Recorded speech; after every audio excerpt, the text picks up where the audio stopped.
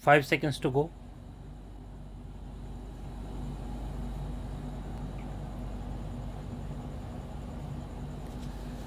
Start. The first part of the statutory provision, which uses the expression may, postulates that the power can be exercised at any stage of an inquiry, trial, or other proceeding.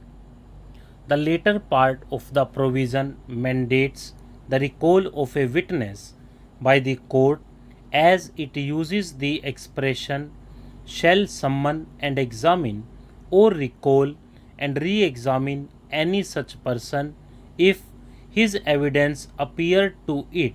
to be essential to the just decision of the case. Essentiality of the evidence of the person who is to be examined, coupled with the need for the just decision of the case, constitute the touchstone which must guide the decision of the court. The first part of the statutory provision is discretionary, while the later part is obligatory. A two-judge bench of this court in Mohanlal Soni Supra, while dealing with peri materia provisions of Section 540 of the Criminal Code of Procedure 1898, observed the second part of Section 540, as pointed out, albeit imposes upon the court an obligation of summoning or recalling and re-examining any witness, and the only condition prescribed is that the evidence sought to be obtained must be essential to the just decision of the case. When any party to the proceedings points out the desirability of some evidence being taken,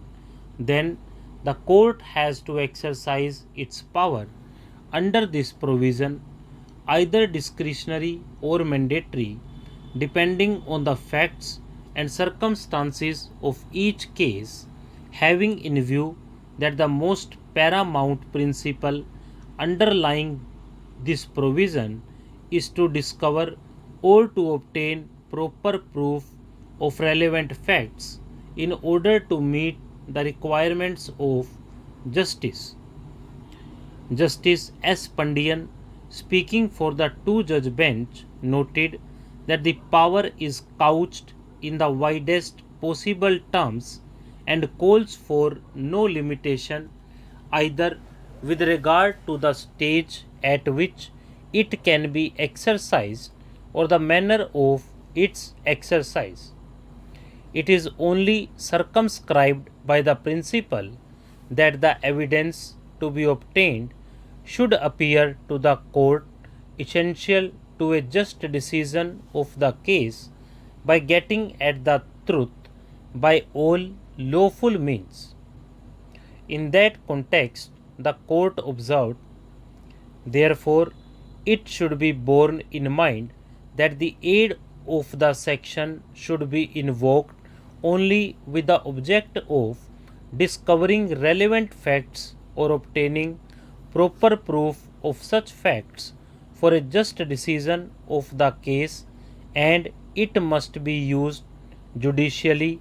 and not capriciously or arbitrarily, because any improper or capricious exercise of the power may lead to undesirable results. Further, it is incumbent that due care should be taken by the court while exercising the power under this section, and it should not be used for filling up the lacuna left by the prosecution or by the defense, or to the disadvantage of the accused, or to cause serious prejudice to the defense of the accused, or to give an unfair advantage